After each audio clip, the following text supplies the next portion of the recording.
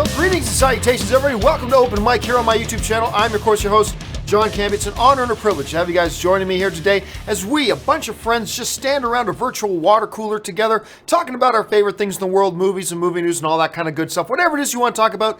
And as the title implies, it's just all open conversation. Now, first of all, for those of you regulars around here, you'll notice that we started the show late today. Normally we go at 2 o'clock. Today we started at 3. The reason that happened is I had a meeting earlier today in Los Angeles, and it's regarding that entity that made a proposal to me, and I've been talking at length about it. I talked to the Patreon supporters about the other day. I can't publicly give out any details at this point, but that meeting today in Los Angeles was supposed to be a 1-hour meeting, and it went for 2.5 hours. And it was going to go longer, except I looked at my watch, like, I got to get out of here. And I got back here, but I wasn't going to make it back in time for 2 o'clock. So I set the start time for 3 o'clock. I apologize for the late start, everybody. But, things happen. But I did want to share this. So I go down to meet with these folks in Los Angeles today, right?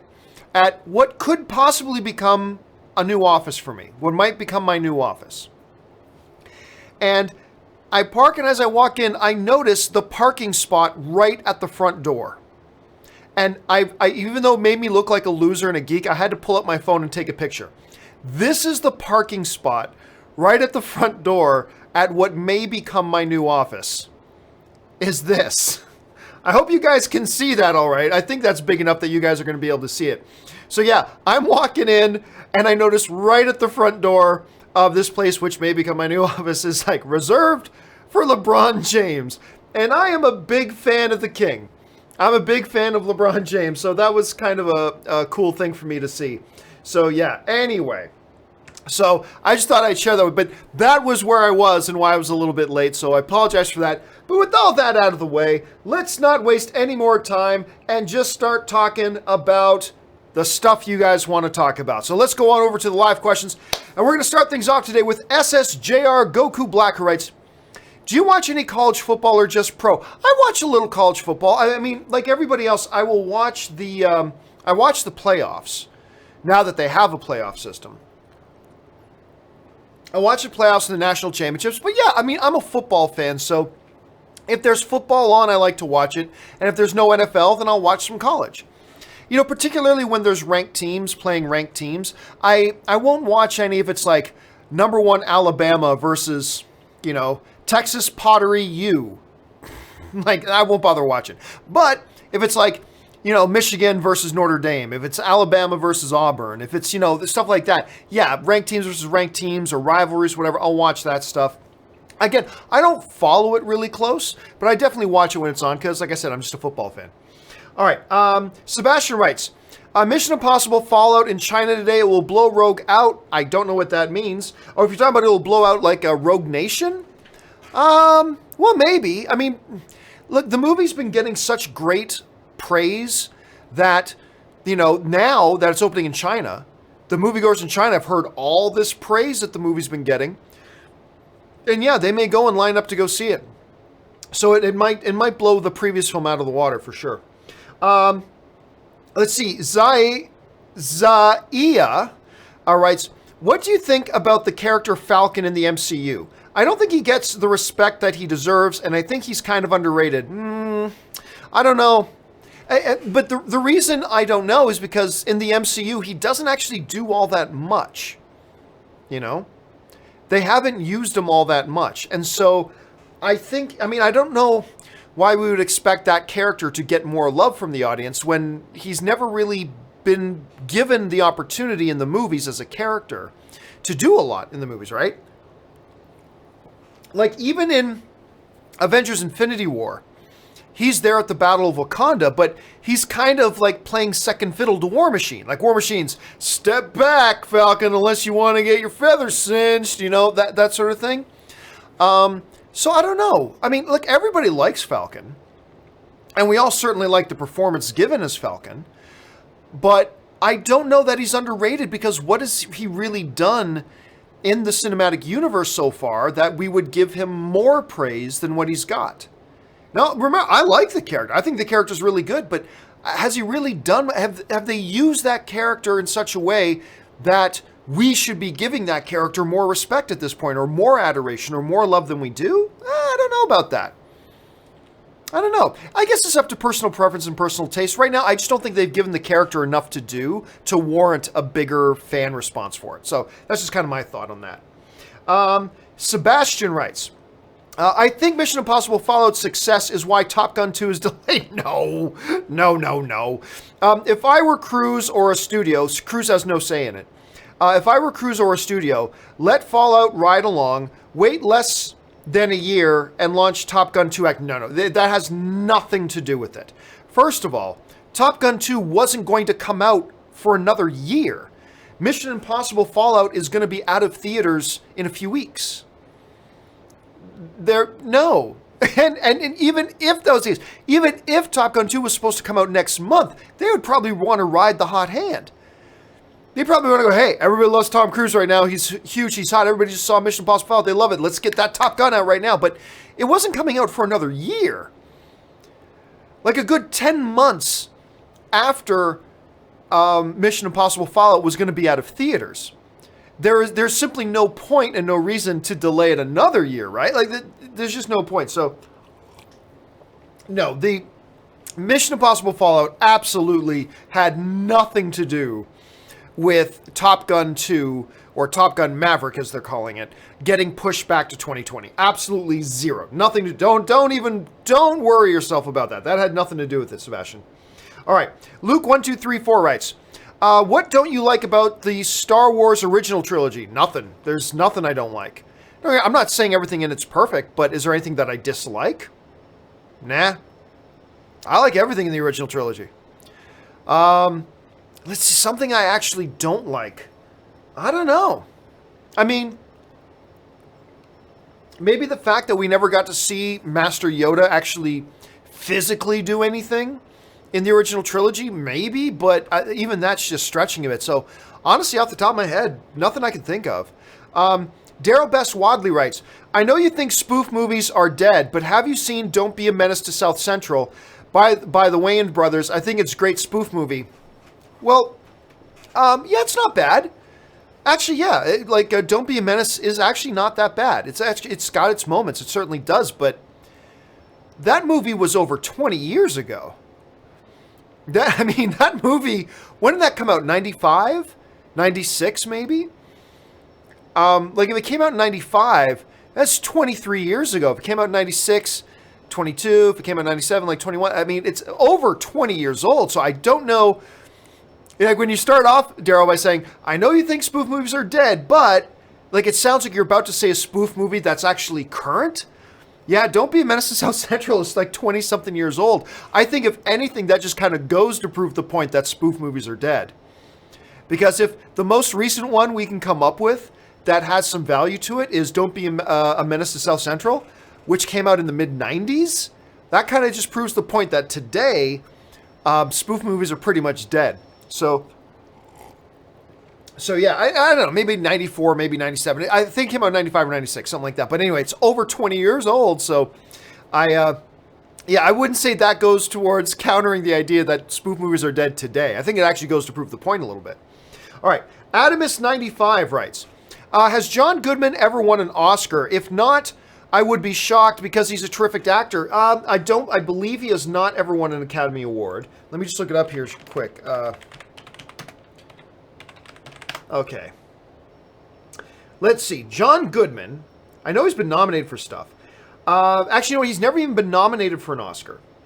He's been nominated 5 times for Golden Globes. He's never won one. He's a great actor, but here's the thing. This is why I always talk about how the Oscars are the most impossible thing to win. They don't give out Oscars for being a great actor. You have to be a great actor, giving the performance of your life in a year that just so happens to not have had anybody else do a little bit better of a job than you did. It's almost impossible. There's a reason it took so long for Leo DiCaprio to win one. There's a reason it took so long for Gary Oldman to win one. John Goodman is a great actor. But I honestly can't think of any year that he was clearly the best supporting actor out of anybody else that year. And that's the thing about the Oscars. They don't just hand them out as participation awards. They will now that they're having a best popular movie. Morons. Anyway, up until now, they haven't given away Oscars as just participation awards. They just don't look at you, hey, you're a great actor. Here's an Oscar. No, you've got to be great, give one of the best performances of your life, and keep your fingers crossed that nobody else did the same thing and maybe did it a little bit better than you that year. I mean, it sucks. I remember Robin Williams should have had another Academy Award. But I believe his performance in Dead Poets Society, I believe, if I'm not mistaken, that was the same year that Michael Douglas did Wall Street.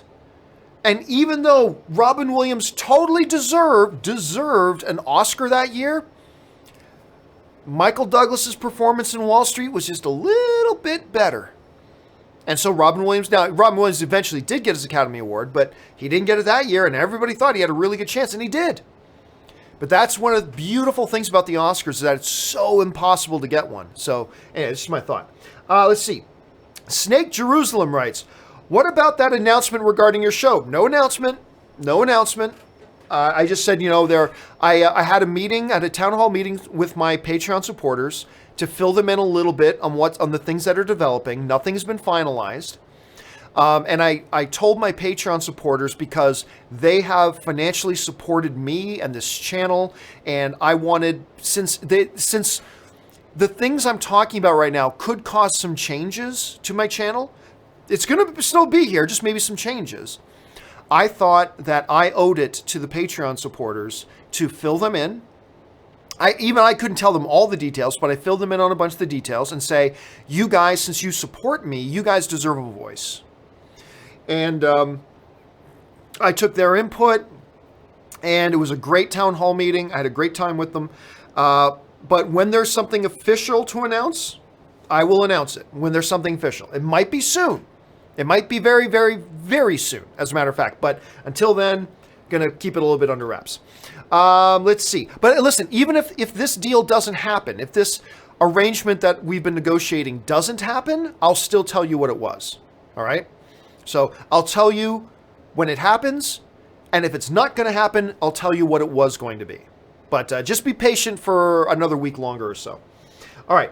Andrew Christie writes, I just did a quick wiki search on DCU streaming service, and it says a Metropolis series is in development. I take this with a grain of salt, but could this be a Tyler Hoechlin-led series like we were speculating the other day? Well, first of all, I don't believe anything on Wikipedia, number one. Now, my old friend Tiffany Smith, she's now the host of DC Daily for DC and the DC, and they just did a big thing with Kevin Smith talking about all things DC, the DC streaming service. I can't even remember what it's called. But they announced that it was going to be like September something is going to be the launch date of it, blah, blah, blah, blah, blah, blah. Maybe they mentioned a Metropolis show. I would say this. If I haven't watched the stream yet myself. I'm just hearing that Tiffany did a great job at it, which, I mean, duh, of course she will. But I have not seen that stream, so I don't know if they talked about that show on that DC live show. If they did not talk about that show, I would say ignore the Wikipedia, because anybody can go on Wikipedia and add in information, right? If they did talk about it, which I don't know, if they did talk about it on that DC live show, then it's absolutely true. Okay, so let's just assume for a moment, let's assume for a second that it's true, and that they are developing a Metropolis show. Could that be a Superman show? Because we talked the other day, what Andrew's referring to is the other day on the show here, we talked about how, they're making this Batwoman spinoff thing. Maybe Superman, who is going to be in the Arrow and Flash crossover this year, all 3 episodes apparently. The question came up, could they be laying the groundwork for Superman to have his own show? So I said that's perfectly possible. It's absolutely possible that they could be doing that. So, I mean, hold on a second. I'm just having a little bit of a problem here. Just on one of my monitor computers. Give me a second just so I get this thing revving back up. There, up and running again. Okay, so it absolutely could be. But remember, this is all predicated on that big, huge if. If they are developing a Metropolis show. If they talked about it on the DC Live show, it probably is. If they didn't talk about it on that DC Live show, which I didn't watch, so I don't know, then I would say ignore the Wikipedia report. If it is true, totally possible it could be a Superman show. Totally possible. So let's keep our eyes open for that. But good catch. All right, Manuel Fernandez writes, ran into a student at my school who hated The Last Jedi, ruined his childhood. He said the handling of Luke was as bad as drawing a mustache on the original Mona Lisa. One of the funniest things I've seen all week. Well, I mean, look, everybody's entitled to their opinion, but if it's a kid in your school, that kid does not know Luke Skywalker. Like, that kid hasn't grown up with Luke Skywalker for 30 years and all that kind of stuff, so I'm not going to take their word for it. Look, if he likes or doesn't like the movie, that's all subjective, and nothing wrong with that. If he hates the movie, I know I got some of my best friends hate The Last Jedi. Nothing wrong with that. It's all subjective. But yeah, that this whole, whenever somebody says to me that one of the reasons, because they don't like, that they changed Luke so much, and I go, have you ever watched the original Star Wars? Like, have you ever seen the original Star Wars? Because if you did, you wouldn't be saying they changed Luke completely, because that's nonsense. It's nonsense. I mean, if you hate the movie, you hate the movie. All films subjective, that's great. I got my problems with the movie, for sure, which I've talked about ad nauseum. But to say they changed Luke completely, I got to question whether or not you know anything about Luke Skywalker at that point, if you've ever watched the original films, particularly Empire Strikes Back. But anyway, that's just me. What are you going to do, Manuel? All you can say is, well, that's too bad that you feel that way. That sucks. That's all you can do. That's all I say to my friends when I say, oh, I love this movie, whatever movie it is. They say, I hated that movie. I go, oh, that's too bad. I mean, what else are you going to do? Because it's subjective. They're not wrong. If they hate that movie, they're not wrong. It's no such thing as right and wrong when it comes to whether you like a movie or not. So just cut them some slack. Mike Hill writes, hey, John, would you like to see Zeus, I'm assuming you're trying to say Zeus, in the MCU? No. Over under 20%, he's in a Thor film? What does Zeus have to do with Thor? Those are two completely different mythologies. One is Norse mythology, one is Greek mythology. I will take the under 20% on that. I will take the under 20% on that one. And no, I'm not really interested in seeing him. It looks like they're getting into the Greek mythologies more with the DCEU, and that's perfectly fine because that's totally connected to Wonder Woman. But I honestly, in the MCU, I have no interest in Hercules. I have no interest in Zeus. I have no interest in any of that. Now, I'm not saying you should or shouldn't, but you're asking me, would I like to see Zeus? No, and Zeus has not even a mythology. Zeus has no connection to Thor, so I'll take the under 20% on that. I'll take the under on that. Let's see. Rodney Hurd writes, said a give. I don't know what that means. Sorry about that, Rodney. Zaya writes, over under 80%. The next animated film to be nominated for Best Picture will be a Disney or a Disney Pixar film. Well, there's going to be 5 films nominated? So what do you mean by the next film to be nominated? If you're asking if there's going to be a Disney or Pixar film nominated for Best Animated Film, that's an automatic, yes. I mean, even if there's a big shock, Incredibles 2 will be nominated for Best Animated Picture. I mean, that's a given, right? That's a no-brainer. That's happening, no doubt. Wreck-It Ralph will probably get nominated for Best Animated, even though I haven't seen it yet, but I'm just going to go on a limb and guess. So over under 80% that a Disney or Pixar film will be nominated for Best Animated Film? Oh yeah, I'll take the over 80%. For sure, I'll take the over on that. Royce Freeman writes, can they recast Bond after Craig with someone of a different ethnicity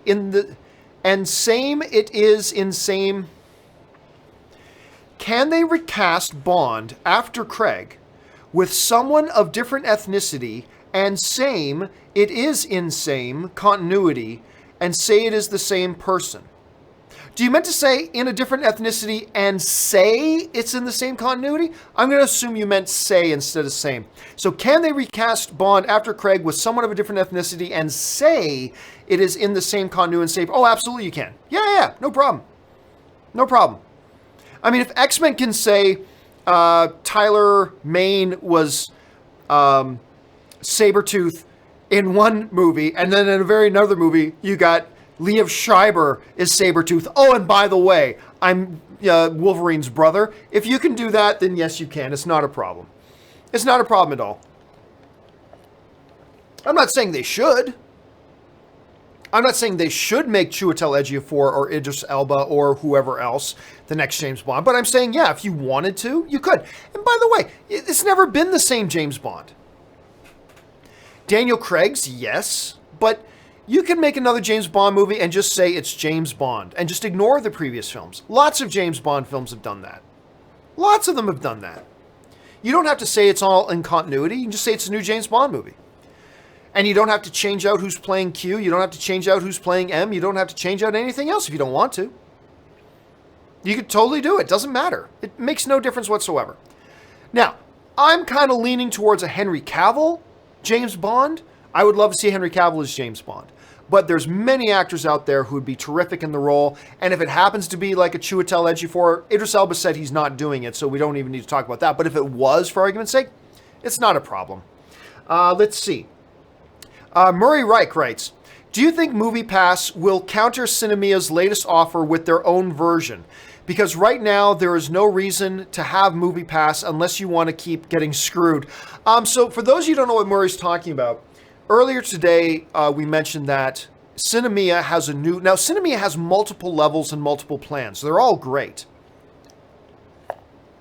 But the one advantage MoviePass had over Cinemia is that they had a $10 price line. Well, guess what? Now Cinemia is offering a $10 a month plan for 3 movies a month, just like MoviePass. The difference is, even though you're paying $10 a month for 3 movies for each one, with MoviePass, they only give you an option of 2 or 3 different movies per day that you get to choose from. With Cinemia, you can choose any movie that's out. With MoviePass, you cannot buy your tickets in advance. With Cinemia, you can buy your tickets in advance. With MoviePass, you can't pre-select your seat in advance. With Cinemia, you can pre-select your seat in advance. So there's simply no reason anymore for anybody to have a MoviePass card. There's just no advantage at all to have a MoviePass card anymore. Now, the question is, do I think MoviePass will counter this offer? They can't. They're almost broke. The last I checked, their shares, their stock is at 2 cents a share. 2 cents. I mean, wow. 2 cents a share. They just don't have the money to do it. They've done all this cutting and all this service change and blah, blah, blah, all to try to reduce how fast they were burning through money. I don't know if there's anything they can do to counter. Like, I don't know, what do you lower it by $1? Well, now we're $9 a month. Is $1. Hey man, I'll still take Cinemia over that. The ability to see any movie that's in theaters and buy my ticket in advance and buy it online and book my seat in advance for $1. I mean, I really don't know what there is for MoviePass to do at this point. They're so crippled financially that I just don't see that they can do any counter moves. But I look, the only move they have left is to close and to die. And I suspect very, very soon that's what's going to happen. So let's keep our eyes open for it. Sebastian writes, MoviePass ticket for Operation Finale on your input. Oh yeah, good. I'm glad you went to see that. No ticket validation. I don't know what that means. What the hell? Poll said 33% of millennials share Netflix passwords. They are giving away money. You're all over the place, Sebastian. I don't, like, you're talking about one thing in one sentence, another thing in another sentence, another thing. I can't follow you, dude. Sebastian then says, my last MoviePass post, Sebastian, one more, they will close by mid-September. You know, I said for a long time, I believe they would definitely be closed by the end of the year. That by the time 2019 hits, MoviePass will be gone. I amended that to say by the end of October, I believe. But you may be right. I mean, they could literally, I won't be surprised if we find out they close tomorrow and shut down their service. Honestly, I won't be surprised at all. But we'll have to just wait and see. Royce Freeman writes, if Elba is Bond, and by the way, Idris Elba has already publicly said he's not playing Bond. So we don't have to worry about that. If Idris Elba is Bond, would they have to change the person playing M and Q since it's a different continuity? Nope. No. They had different continuities before, and they've kept same people in and out. It really makes no difference. The parts are interchangeable, really. So, no, they wouldn't have to change. And you can still say it's the same continuity. Who cares if you've gone from a Caucasian dude to a black dude? Who cares? Who cares? Bond isn't about the exact continuity. Look, does that mean if they hire somebody who doesn't have the same color hair as, like, what if they get in somebody with black hair? Do we need to recast the whole movie? Because that's not in continuity with Daniel Craig. Daniel Craig had lighter color hair. We can't have the same continuity. Who cares? Do they have to get somebody with the same eye color? Do they have to get somebody the exact same height? The Daniel Craig James Bond is 6'1". This guy's only 6'1.5". You can't say he's in the same continuity. There's difference. Who cares? Who cares? They don't care. Nobody should care. It makes no difference whatsoever. Because the moment you say, well, if he changes skin tone, then he's got to say it's a different continuity.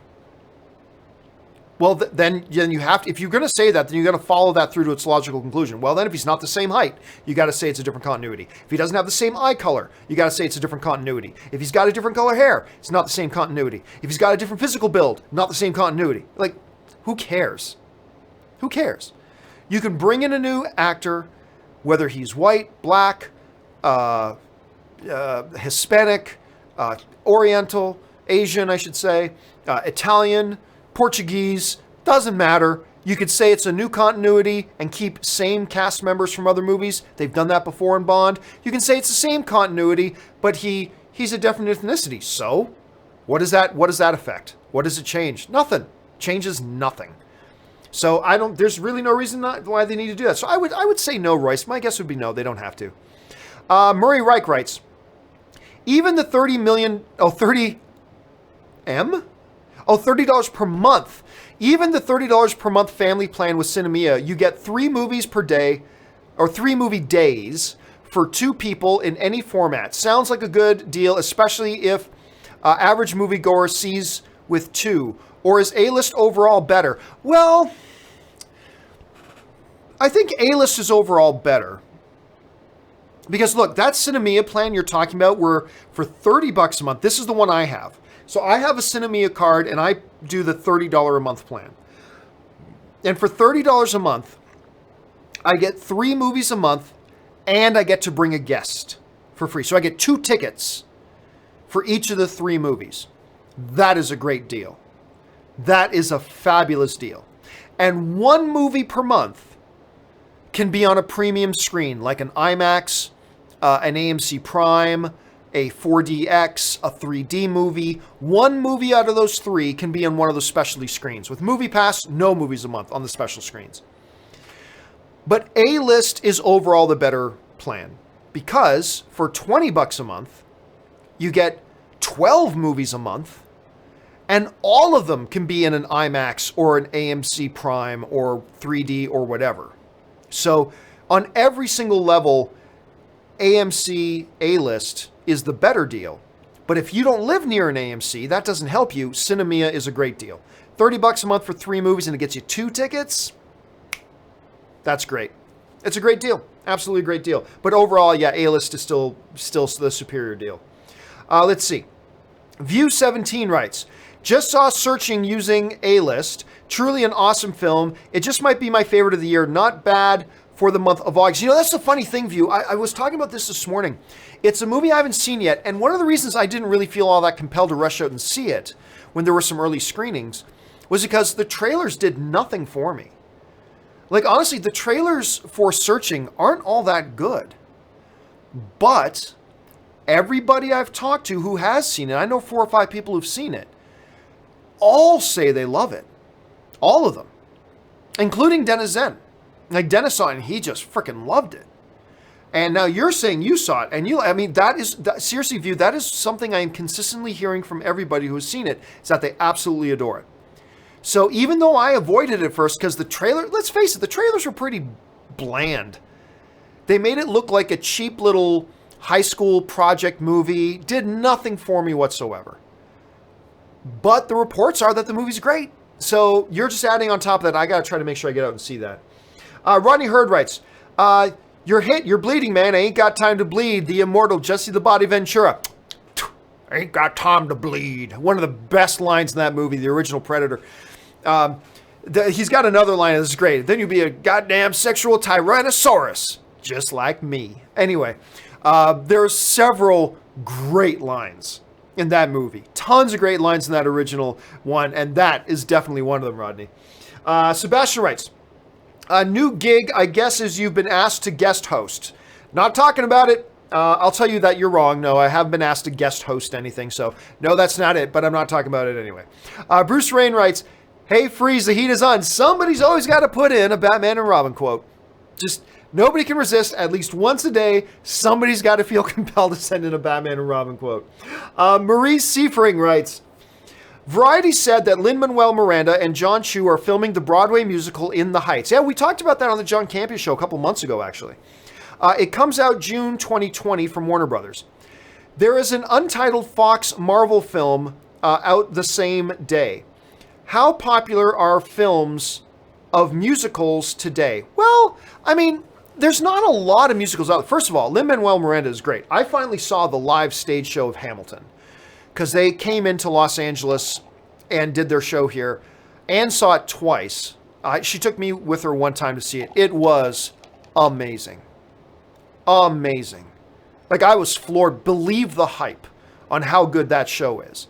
If you get a chance ever to see the live stage show of Hamilton, make sure you do it because it's pretty damn special.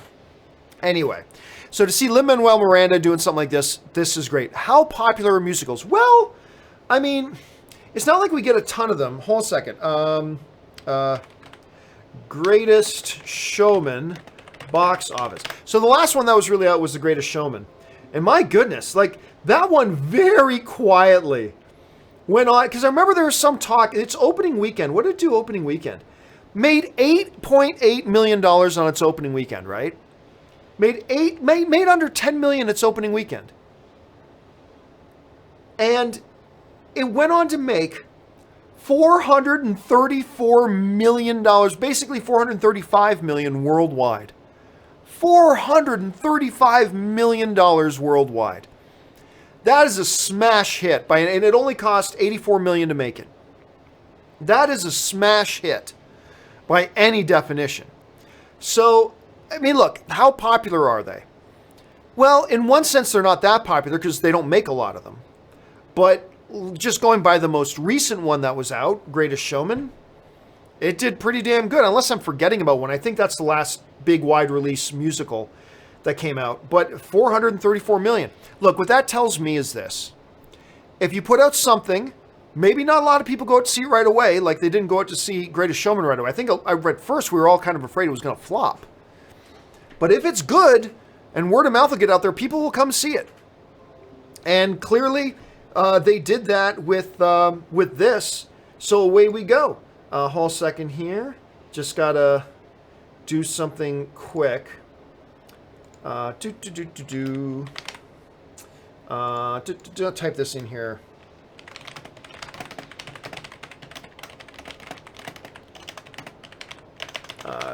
Okay, anyway. Yeah, so what'll happen with it? I don't know, but Lin-Manuel Miranda is a big name with it. People who enjoy musicals are going to go out to see it, but ultimately it's going to be, how good is it? Does he crush it like they did with Greatest Showman? If so, you're looking at, the movie could make $300-400 million. If not, it'll get out the musical audience, maybe make $100 million. But it's all going to come down to the overall quality. But the potential's there. I mean, like I said, the latest thing, Greatest Showman, it shows it can work. It can do more than work. It can be a smashing success. But it's going to come down to how good is the movie. Do people come back for multiple viewings? Do they spread word of mouth? Do they get their friends to go see it? All that kind of stuff. That's what it'll come down to. But it definitely has a shot. I'm very much looking forward to this one, by the way. I think this one could be really good. All right. Patrick Conway writes, watched First 2 episodes of Jack Ryan, great so far. I got to get on that. I've been very excited to see that. I, of course, love John Krasinski, so I've been looking forward to this a hell of a lot. So I'm glad you've seen the first couple of episodes, Patrick, and I'm glad you're liking them. It's just getting me more excited to watch it. Rodney Hurd writes, remember this Batman moment, John. Bruce tells Dick he handled the split wrong and says that that's the way it's always been, the way that it is between fathers and sons. That is the way the Nightfall series ended. For those of you who don't know, there was a series, I can't remember how long, it went on for months and months and months, maybe even over a year. But anyway, there was this infamous series called Nightfall. And basically what it is, it was the story where Bane breaks Batman's back. Which now they do in every movie that Bane is in. They show Bane picking up, like in The Dark Knight Rises, when Bane picks up Christian Bale and drops him across his knee, that is a harken back to that comic story. So Bane comes into Gotham. He decides he's going to take over Gotham. And he starts setting out these people against Batman just to weaken him down. And then Bane confronts Batman and he beats him and paralyzes him. He breaks his back. So I'm just setting up the stage here. So Bruce leaves, right? And he gets this guy named Jean-Paul, who was Azrael at the time. I believe he was Azrael at the time. And he gets him to become the new Batman, to look after Gotham while he goes off to hopefully rehabilitate. So Robin starts working with Azrael. But the problem is Azrael's not all there. I'm oversimplifying it a lot, but just follow me here. Azrael's really not all there. And eventually he just starts going nuts. He even attacks Robin at one point. So finally, at the end of it all, Bruce comes back. It's been forever, but Bruce comes back and has to fight Jean-Paul to take back the mantle of the Bat. And he defeats Jean-Paul, takes back the mantle. Now, eventually, Jean-Paul comes back into the good graces. He joins the Bat family again as Azrael and all the kind of stuff. I think for a while he became known as Azrael, Agent of the Bat. I think that's what they call him for a while. Anyway. But the way it all ends, it's one of the greatest moments in comic book history. Dick Grayson, a.k.a. Nightwing, who was part of this whole story as well. He finally confronts Bruce Wayne in the Batcave and basically lays into him like, what the hell? Why did you pass off the mantle of the Bat to Jean-Paul instead of me? Why didn't you come to me? And blah, blah. And they just have it out, right?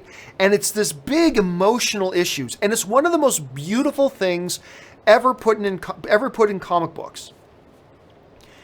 And it ends because, you know, Bruce and Dick over the years, I mean, they've had some issues, right? But it ends with Bruce putting his hands on his shoulders and they're basically acknowledging the issues and acknowledging there were problems.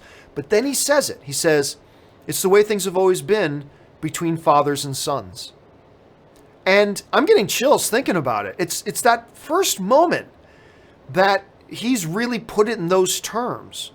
Like he sees him as his son. That Bruce sees Richard Grayson as his son. And he sees himself as his father. It's a beautiful moment. And I loved it, and it was part of the Nightfall series. Anyway, yes, Rodney, I do remember it. Okay, Rodney follows it up with, thoughts on the Batman Nightfall? Well, there we go. Yeah, I liked it. I loved it. I did. I loved it. It was a long time ago now, but yeah, I love the series, Rodney. All right, Cobra writes, how long till the Meg 2 is announced? I don't know. Like, let me just bring something up here. Okay.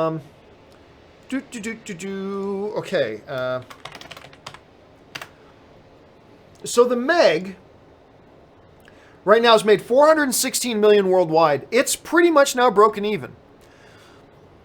It was an expensive film to make. I had heard 150. Now they're saying 130, but whatever. So let's just go with that. Let's say it's 130, even though we heard forever it was 150. Let's say they made it for 130. Yeah, it's broken even. It's even in the profit now.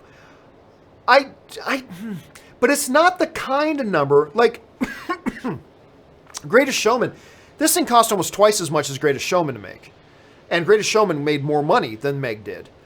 But I don't know if they'll do another one. I don't know, because look, the reviews for it weren't great. The audience response hasn't been magnificent. I thought it was okay at best. Honestly, I give it a thumbs down. There were definitely thumbs up things about it. Overall, I just thought the bad stuff outweighed the good, but whatever.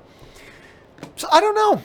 You know what? I'm going to go out on a limb, Koba, and I'm going to guess, considering it took them like 15 years to get this one made, I'm going to go out on a limb and guess that they're not going to do a Meg 2. I'm going to go out on a limb and say there's not going to be a Meg 2. Now watch. They announce Meg 2 tomorrow. And I'll be surprised, but I mean, yeah, for now I'm going to say I don't think they're going to do one. Bruce Wayne. Sorry, had a big jump. Sorry,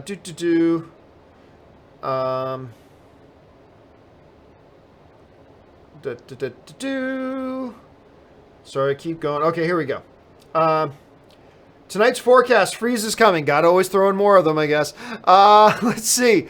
Jack Francie writes, would love Ben Mendelsohn for next Bond villain. Nah. I mean, look, here's the thing. You don't even know who the next Bond villain is. How do you know Ben Mendelsohn would be a good fit for it? Like, that's the thing I always get in these conversations with my friends, too. It's like, so-and-so should be the villain of this movie. You don't even know anything about the character. Like, how can we say who should play a role when we know nothing about the role? When we know absolutely zero about the role. For all we know, Ben Mendelsohn, who I love him as an actor. He's great. But, like, he might be the absolute worst fit in the world for the next Bond villain. He might be the absolute worst fit in the world. Who knows? We don't know anything about the character. So who are we to say who should play a role when we don't know anything about that role? Right? So, I mean, I don't know. I don't know. It just seems, I just feel like we're always being premature when we say, I think so-and-so should play a role, but we don't know anything about that role. He might be a terrible choice for that role. Like, yeah, you see what I'm saying? Anyway, Murray Reich writes, let's see.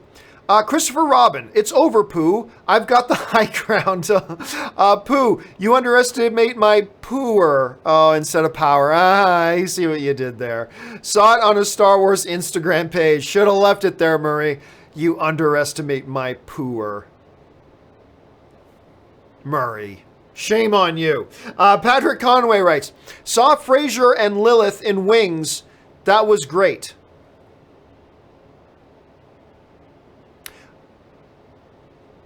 I don't know what we're talking about, Patrick. Sorry about that. Dakota Barber writes, love how Leigh Whannell handled action with Upgrade. Oh, I see what you're saying. Well, look, the action was terrific. And there was something... This is what one friend of mine said. It was mechanical but smooth. Now, that sounds like an oxymoron. We're talking about sometimes action comes across as mechanical. The opposite of that is smooth. There was something about the action in Upgrade and the way the movements were done that was both mechanical and completely smooth all at the same time. It was really like nothing I had ever seen in a movie before. I'd never really seen that specific kind of style utilized visually. And I thought the effect was great. I thought the effect was wonderful. And so yeah, very innovative the way they did that. Chris Warden writes, after rewatching Terminator 2 again last night, I'm still amazed how well it holds up 27 years. It really does. Stands up 27 years later. The action and special effects don't look dated at all. In my opinion, it's the best sci-fi action movie ever made. It's right up there. It's right up there. The only effects that have started to date a little bit is just the T2's liquid metal stuff. That's looking a little dated today, but for the most part, it's great. Great action, great narrative, great tension, performances are great. I mean, it is one of the best, if not then it's at least one of the best sci-fi action films of all time. It's iconic. It's just, you're running out of words to describe Terminator 2. And you're right. To this day, other than a few of the special effects, it completely holds up, man. 100% that completely holds up. All right. Chef Cook writes, will Arnold be in the new Predator movie? I don't think so. I mean, look, from the trailers, you could certainly fit in an Arnold cameo. But I believe I heard a couple years ago that Arnold said he wasn't going to be. So, I mean, you could have Dutch cameo in it, right? We brought in an expert who knows something about this. Who, sir? His name's General Dutch. And they bring him in, and it's Arnold talking about, I dealt with these fuckers before. That was a terrible Arnold Schwarzenegger imitation. I should never do Arnold Schwarzenegger imitations. I apologize to everybody who had to hear me say that. That was awful. Anyway, you could. It would totally fit. It would 100% fit. But from everything I've heard, they didn't do it. So if it does, it'll be a very pleasant surprise, but I'm not expecting it. Let's see. Javier Riez 405 writes, over under 15% that Thanos will make an appearance in Captain Marvel. Both Ronan and Korath will appear. Well, Ronan, I believe, is the antagonist of the film. I think Ronan is the antagonist of the movie. So I don't think he's just appearing in the film. I think he's an antagonist. It's certainly possible that Thanos appears in it. I'll go further than that. I'll say I'll be a little bit surprised, not super surprised, but I will at least be a little bit surprised if Thanos doesn't show up in Captain Marvel. So on your over under 15%, not over 50, but I will take over 15. I will take the over 15% that Thanos shows up in the movie. I think he will. And I think they're going to tie in that story to the events of Infinity War and whatever's going to go on in Avengers 4. So I will take the over on 15%. Alex Kahn writes, modern day biopics that you think should be made. I don't know. Like Jim Henson is one. I'm really more like, a lot of people always say they want biopics of musicians. I'm quite frankly bored. I'm not all that interested in lives of musicians. I'm more interested in lives of people who change the world. You know, like that's why when they did, what was the name of the one they just did? Oh my God, and I loved it. Now I got to look it up.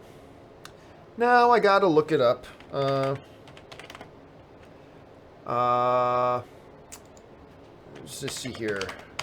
What was the name of that Josh Gad movie that he was just in? Marshall. That was it. That Marshall was great. I loved that movie. I thought that was an underrated film hugely. I loved, Professor Marsden and the Wonder Woman. That was great. Something that really influenced not only went beyond it, was into the realms of psychology, and it affects a lot of things that affect us on a daily life. I'm more interested in those types of movies. Now, who of those I'd like to see? A John McCain. Senator John McCain just passed away. This guy was a war hero, all that kind of stuff. I think he was a war hero. He was a POW. He ran for president. That would be a good one. I would have to think about it, but those are some that come to mind. Ben Hayusa writes, I like Moana a lot too. How Far I'll Go is better than Let It Go. Yeah, I agree. I love the song Let It Go. Like, I remember before Frozen came out, do you remember this? Disney released the full clip from the movie Frozen of the Let It Go song. I'm telling you right now, that clip is why Frozen made over $1 billion at the box office. I'm telling you right now, that was one of the most brilliant marketing moves Disney has ever done. And it was an unusual thing for them to do. But they just took that entire part of the movie, and put it out online long before the movie came out. And that video, look, I'm just going to look it up here on YouTube just to see if I can find it on YouTube here. Hold a second. Okay, let me see if I can just find the actual one from Frozen. Oh my God. I was expecting to see like 500, 600 million views. It's got over 2 billion views. Billion with a B. 2 billion views. And that's just spread across, that's just from the Walt Disney Animation Studio YouTube channel and the Walt Disney UK YouTube channel. So the two places where it would officially come out, combined over 2.1 billion views. My God. So, yes, I completely believe that them releasing that song is what made that film reach over $1 billion. Anyway, but I still like How Far I'll Go as a song better. I really like, look, I know it's not cool to say you like anything from Frozen. I love that song. I think that Let It Go song is great. And Idina Menzel, her voice in it, oh my God. But yes, Let It Go is the one for me. If I had to pick one, I'll take Let It Go. Let's see. Caleb Bradford writes, over under 10%, Thanos will appear in Captain Marvel. Well, we just sort of addressed that, didn't we? Jack Tatum writes, saw a test screening of Spider-Man Into the Spider-Verse. Pretty good. Well, Jack, if you saw a test screening for it, it means you signed an NDA and you shouldn't be saying anything. So, yeah, I'm not going to do anything else to potentially get you or anybody else in trouble. History Soup writes, does Actors Guild help actors with mental substance abuse? I actually don't know. I'm not a member of SAG. I do know a couple. I know SAG has some sorts of programs for their actors. SAG is the Screen Actors Guild. So that's SAG. That's the big union for actors. I know a couple of members. That's an interesting question. I'll have to ask a couple of them. I don't know for sure. Jeremiah Enns writes, hey, John, big fan since AMC. What do you think of the rumors of Wesley Snipes joining the MCU as Blade? Personally, I thought he was amazing as Blade. Oh, these rumors have been around for, like, I don't know, 10 years? Ever since Iron Man came out, man, these rumors about that have been around. I've never believed them. I don't think we'll ever see Wesley Snipes as Blade in the MCU. Now, am I saying it's impossible? Nope. Nothing is impossible. Absolutely nothing. It's totally possible. But yeah, these rumors have been around for years and years and years and years and years. I don't believe them. I don't believe we're ever going to see that happen. But hey, if it did, it'd be pretty cool. Yeah, he was a good Blade. He was a very good Blade. And if they did it, that would be cool. But I just don't believe they will. Fingers crossed, though, that miracles do happen. Let's see. Chris Rodriguez just sends in a super chat. Thank you so much, Chris. Appreciate that, man. Gerbir Hunjan writes, do you know if there are any AMC Prime theaters in Canada, specifically Ontario? As far as I know, there aren't any AMC theaters in Canada. There were AMC theaters in Canada, but I believe they shut them all down. I believe. I could be wrong about that, but I was pretty sure. Like, I know, like, down by Yonge and Dundas, so right in downtown Toronto, what is now, or was the Scotia Theatre, that was an AMC theater at one point. But I think they've pulled them all out. I don't think they're there anymore. Somebody correct me if I'm wrong. I could be totally wrong about that. Okay, let's see. Matthew Muehlberger writes, just sends a super chat. Thank you so much, Matthew. Appreciate that, man. John Early writes, do you think they could have made an animated show inspired by Batman vs. Superman and Man of Steel? Well, I mean, you can make an animated show inspired by anything. Do I think they could have? Yeah, of course they could have. Absolutely, 100%. There's no reason they couldn't have. Could you sell it? I don't know. I mean, BVS and Man of Steel are a little bit more mature than what your typical animated stuff aims for, but yeah, they easily could have done it. It's their IP. Why not? You could have done it, as long as you don't pretend it's in the same continuity, as long as you don't say it's in the same cinematic universe. That presents a lot of problems.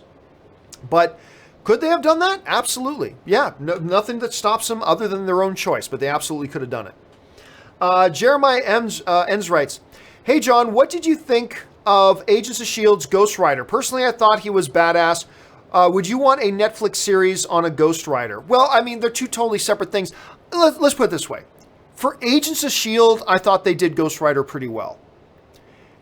Would I have been as happy with that Ghost Rider if they did the exact same thing and had it the exact same way, except it was a movie? Probably not. It probably wouldn't have flown with me as a movie. But for Agents of S.H.I.E.L.D., yeah, I liked it. I was kind of disappointed when he was gone from the show. But I guess, I mean, theoretically, the character's so powerful, there's only so much you can do with him. But, yeah, I honestly, look, I haven't liked a lot about Agents of S.H.I.E.L.D. Other than Clark Gregg, who's amazing, and Ming-Na, who's amazing. But other than that, there's not a lot about Agents of S.H.I.E.L.D. I like. But the Ghost Rider stretch was definitely one of the more positive things they've done. What do I think of a Netflix series? I don't know. I honestly don't know that Ghost Rider lends itself to be a series, to be honest. I'm not sure it lends itself to be a series. So, I don't know. I'd have to think about that more. Let's see. Pile Buoyant writes, Thoughts on Marvel leasing X-Men to Sony Spider-Man? I don't know what that means. I don't mean what you mean by Spider-Man. Thoughts on Sony leasing X-Men to Sony? They would never do it. Marvel's never going to lease their characters out again. They're never, ever, ever, ever going to do it. They had to do it once because they were facing bankruptcy, and ever since then they've been fighting and scratching and clawing to get their characters back. They will never lease out characters that they get back. They will never lease them out again. They are never going to do that, so no chance. Matt Ford writes, joined Patreon today. Thank you so much, Matt. Appreciate it. Welcome aboard, and thank you for being a Patreon supporter. Also, Gotham is supposed to be a pre-Superman show like Gotham. Gotham is supposed to be a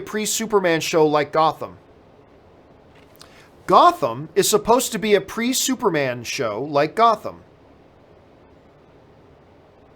I don't know what it is you're saying, Matt. Gotham is supposed to be a pre-Superman show like Gotham. I don't get it. Sorry, man. It's kind of sorry about that. Here you are writing to me to let me know you become a Patreon supporter, and I thank you by not understanding your question. I apologize for that, man, but I don't understand what it is you're getting at. Sorry, dude. Rodney Hurd writes, set a give from Young Frankenstein. Oh my God, it's been ages since I've seen that, like, Little Mel Brooks masterpiece. I haven't seen that in forever, so I wouldn't even remember the line. Even now that you're reminding me, I don't remember what it's from. I do not remember the context at all. It's been forever since I've seen that. Randall Guzik writes, Tyler Hoechlin cast in Netflix series Another Life. Really? Hold a second. Let me look that. Oh, wait a minute. I thought I heard. You know what? I think I might have heard that. Hold a second. Another Life, Netflix. And okay, this is why I heard it, because one of the stars from New Mutants joined it. But you're saying Tyler, who plays Superman in the Arrowverse. Let me just double check here, because I knew they cast somebody from New Mutants in it.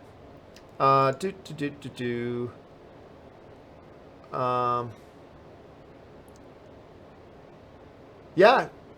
Wow, look at that. Does that mean he won't be Superman anymore? Maybe Superman dies in the Arrowverse crossover. I don't know. Maybe it means something, maybe it means nothing. I don't know, but that's interesting. That's interesting that he signed up for another show. Okay, here. Let's move on. ZOMG Ruler writes, is it immoral to buy a ticket to a different film? Is it immoral to buy a ticket to a different from what? Is it immoral to buy a ticket to a different film? I don't know what you mean, ZOMG. Sorry about that, man. Joe Byram writes, Robotech, Lisa Hayes deserves way better than Rick. Damn, Min May ruining everything. First anime that I really enjoyed. I mean, I think Robotech, like for me, the first anime that I really got into was Star Blazers, aka Space Battleship Yamato. But for a lot of my friends, the first anime thing they got into was Robotech. And a number of years ago, who was it again? Why am I freezing on the guy's name who played Spider-Man? Tobey Maguire. Before I typed it in. Tobey Maguire. This was when I was still living in Canada, when I was still doing the movie blog. I remember I was sitting in a coffee shop doing my posting on the movie blog,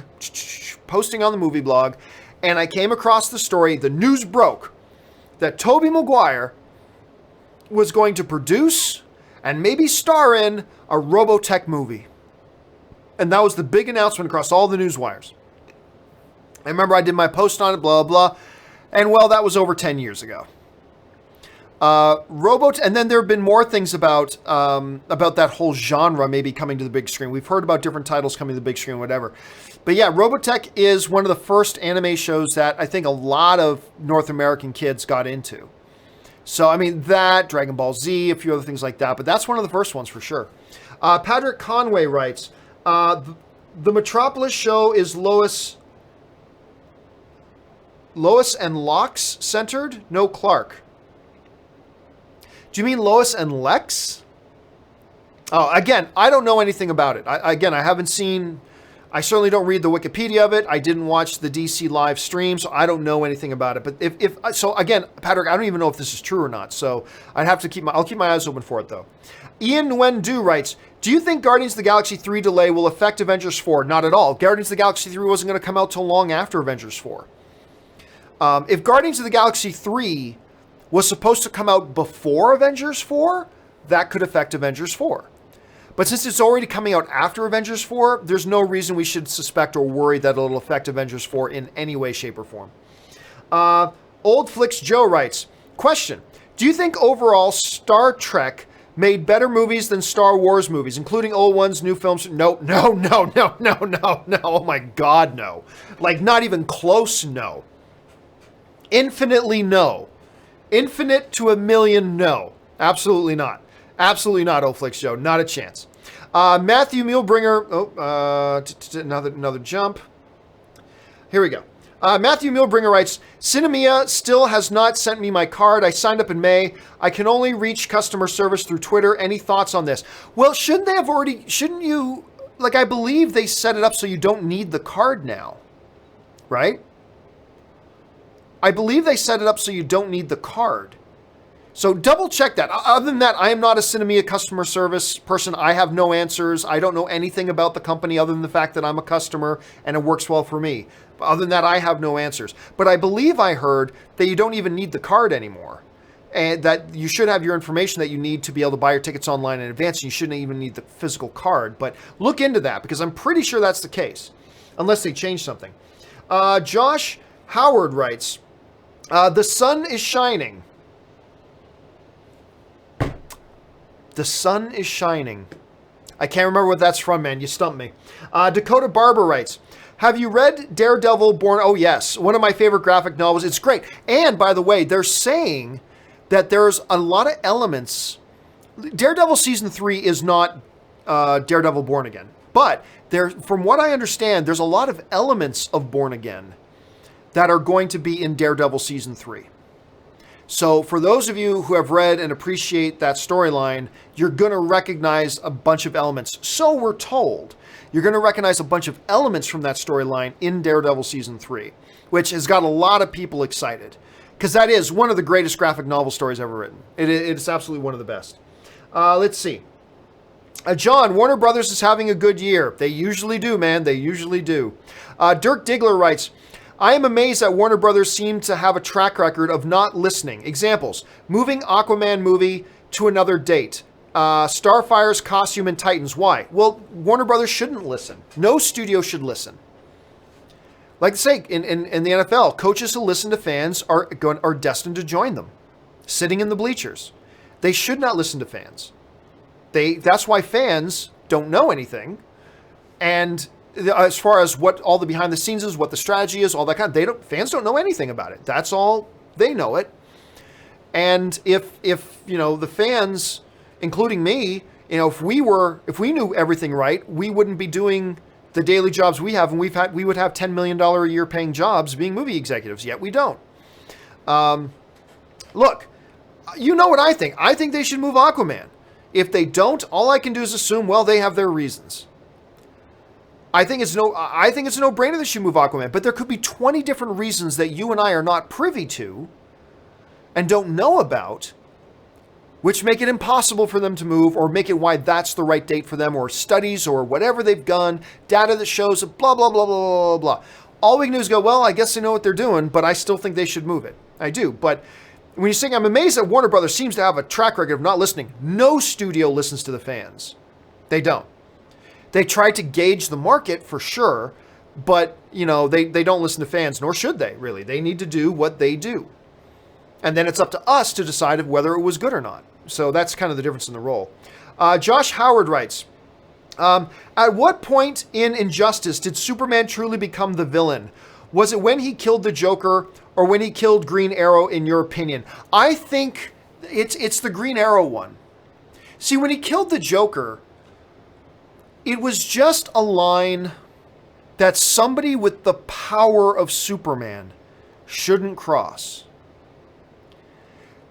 I'm not saying heroes shouldn't kill other characters, but it wasn't a fight. It was an execution.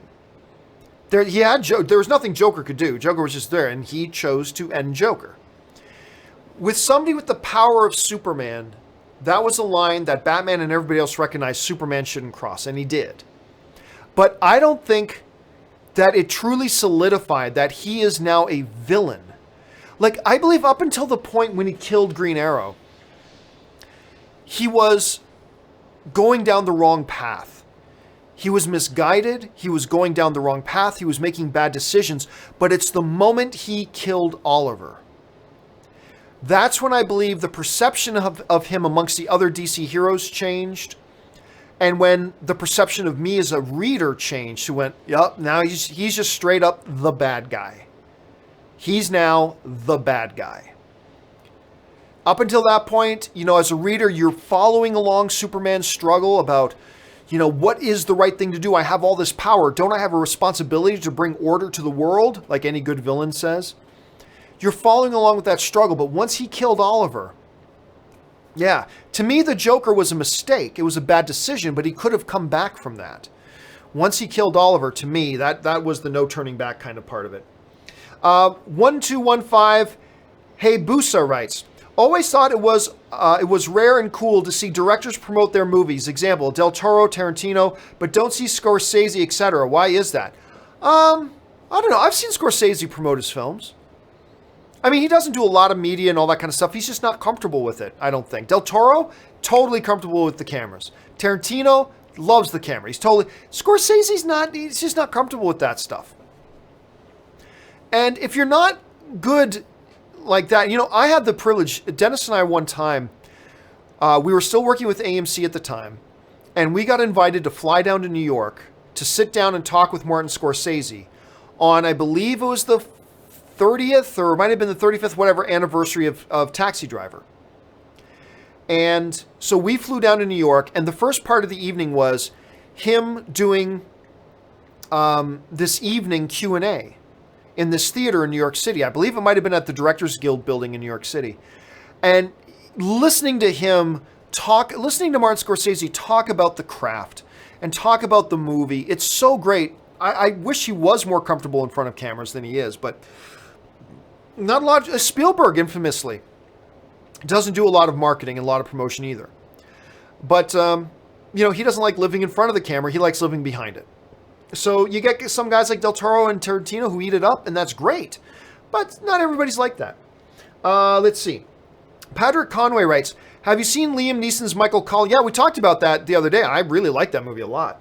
1215, Hey Busa writes, love your show. Which do you prefer? Tangerine Dream Legend or original music score Legend?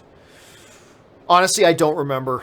I couldn't tell. I couldn't hum two bars of either of that, so I can't even answer the question. Fair question, but I simply have no answer for it. Sorry about that, man.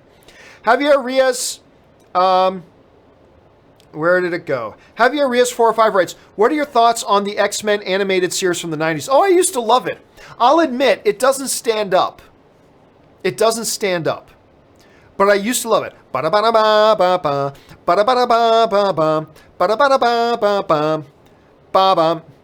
Ba-da-ba-da-ba-ba-ba. Ba-da-ba-da-ba-ba. Everybody knows the music, right? I used to love it. I used to get a big kick out of it. But I will admit, I remember it was about 2 years ago, I just popped on an episode of it. And it's like, woo, this doesn't stand up so well. You know what stands up much better? It's funny because I like that X-Men series better than I like the old Batman animated series. But the Batman animated series stands up a lot better than the X-Men series did. But I loved it at the time. At the time, I just thought it was the greatest thing. But it does not stand up nearly as well as I'd say that Batman animated series does. Kevin Kamaki sends in a super chat. Thank you so much, Kevin. Jeremiah Enns writes, and these are the last couple of questions, guys. I've already gone way over time. Jeremiah Enns writes, hey, John, do you think we will see a Skrull invasion storyline in the MCU or Secret War storyline? I honestly don't think so. I've had this discussion with friends of mine, too. I don't feel like that's the direction they're going to go in. I think we're going to see elements of that. Remember how we were talking about we're going to have elements of Daredevil Born Again and Daredevil Season 3? I believe we're going to get elements of these storylines in Captain Marvel. I think we're going to see elements of those stories in Captain Marvel. Do I think we're ever going to get a full-blown on Skrull Invasion or Secret War storyline? Honestly, I don't think so. I don't think we will. Whether they should or shouldn't is a totally different issue. Whether they will or won't, I have a feeling they won't, but instead we'll use elements of it in some other movies, much like the Captain Marvel movie. We'll have to find out. I don't know that. I'm just speculating. All right. Javier Riaz405 writes, do you think Thanos knows who Captain Marvel is? Yes. Thanos seems to know a lot about any potential adversary in his galaxy. In all of the galaxies, he seems to have information about any potential adversary. I've got to believe that he knows about Captain Marvel. At least is aware of her existence. I'm going to guess that. I'm going to guess he is aware of Captain Marvel's existence. Whether or not he knows her specific circumstances in the same timeline as Avengers Infinity War, I don't know. But I'm going to guess that, yes, he knows of her existence. Let's see here. ZOMG Ruler writes, like buy a ticket to one movie but see a different one. Oh, do I think it's immoral to buy a ticket to one movie and then go in and see another movie? Kind of. Would I say immoral? Look, is it right? No. Is it immoral? That just seems a lot sure. I don't know that I'd say it's immoral. I mean, look, either way, you're paying to get in to see a movie. Like, it's like you paid your way to come in and see a movie. It's not the right thing to do because it throws off box office and all that kind of stuff. So I'd say it's not the right thing to do, but is it immoral? I wouldn't say that. I mean, if you had like snuck into the theater, maybe, but you bought a ticket to come in to see a movie. Okay, you happen to go into one theater, watch one instead of the other. All right, fine. It's not like you're taking anybody's seats because now, today that we have pre-assigned seating, if you're in somebody else's seat, you're just going to have to get out, right? So, no, I'll say not immoral. I will say it is not immoral to do that. Jeremiah Enns writes, do you think we will see Blade or Moon Knight in the MCU as a Netflix series? Honestly, no. I don't think we will. I'm not saying whether or not I'd like to see it, but if you're asking me whether or not we will see it, I'm going to guess no, that we won't on either. And the final question today comes us from Jubalera, who writes, hey, John, what is, in your opinion, the worst movie of the summer of 2018? Love the work. Keep up the great work. I can't even remember what the summer of 18 movies were. Let's see, what were summer of 18 movies? Let me go to the yearly report. 2018, okay. Black Panther was not summer, not summer, not summer. Not summer. Hotel Transylvania 3. You know what, that wasn't totally awful. It was a summer movie, but it wasn't totally awful. Ready Player One. The Meg, maybe. Something else would beat out The Meg. When did First Purge come out? Was that a summer movie? Yes, First Purge was bad. I did not like the First Purge at all. So right now I'll say First Purge. Do I find anything else worse? Oh, Day of the Sicario. That came out in summer, right? Yes, I hated Day of the Sicario. Or Day of the Soldado. Sicario 2 I thought was terrible. I know a lot of people like it, and that's great. I liked the first one a lot, but the second one I thought was terrible. Uncle Drew was terrible. Man, I don't know. I'd have to think about it. But those are a couple that... Oh, Mile 22 was awful. You know what? I might even say... Yeah, I'll say Mile 22. Mile 22 was the worst movie of the summer. Now, again, I'd have to go through more of these things to see what we get. And then we'll go. Guys, I already said we took the last question. You just sent in 2 more. So I'll take these last 2, all right? Michael, but I'm just going to fly through them. Michael Jones writes, just got back from seeing the first Avenger on my IMAX. My all-time favorite comic book movie, Captain America: The First Avenger, is... Oh, wait, you put The First Avengers in quotes. Do you mean Captain America: The First Avenger? Or do you mean The Avengers? Like the first one. I don't know what you're talking about. If you mean Captain America: The First Avenger, that is a very underrated comic book movie. If you're talking about The Avengers, like the first Avengers movie, that is also my all-time favorite comic book movie. It is more than The Dark Knight, more than Logan, the first Avengers movie is my all-time favorite comic book movie. Still is to this day. Let's see. Final one today from Jack Francie, who writes, Would love Johnny Depp to do more serious and Oscar-type films instead of his Jack Sparrow shtick. It sometimes feels like he's wasting. Well, he's tried to do a few lately, and they haven't worked out so well. There was Black Mass that he did, and I thought he was quite good in it, but a lot of people didn't receive him well in it. Then there was that whole one about the murder of Biggie, and they just pushed that one off, so I'm guessing he's been trying lately, it seems like, to do some more serious stuff. Like, I was saying the same thing for a long time, Jack, that I thought, that Johnny Depp should get back to more dramatic stuff, but he has tried doing a few lately, and they haven't worked out great. So, I don't know. We'll have to see. Maybe playing Grindelwald in the new Fantastic Beasts series will give him a resurgence or something like that. Maybe. We'll have to see. But he's been trying the drama thing a little bit lately, and it just doesn't seem to be working out. We'll have to keep our eyes open on it. All right, guys. That will do it for today's installment of Open Mic. Thank you so much for joining me here. Guys, don't forget, we got the John Campea Show coming back on Monday, open mic in the afternoons, all that type of good stuff. I will have a whole bunch of companion videos, at least 2 or 3 companion videos I'm going to put up this weekend, so keep your eyes open for that as well. Thank you guys for being here. Thank you to all you guys who sent in questions, not just because you gave us great content to talk about movies, but you also supported the channel financially as well. So thank you guys for being super chatters as well and for sending in those questions. I appreciate it a great deal. All right, guys. That'll do it. Have a great weekend. I'm off to go see John Williams in concert tonight at the Hollywood Bowl. Very excited about that. It's an annual thing Ann and I do. Have done for like 5 years now. Cannot wait to go see that tonight. I hope you guys have an awesome and wonderful weekend. Spend it with friends, family, or just relax and by yourself. Whatever means a good time for you. That'll do it for me, guys. Thanks for joining me. My name's John Campea, and until the next video, bye-bye.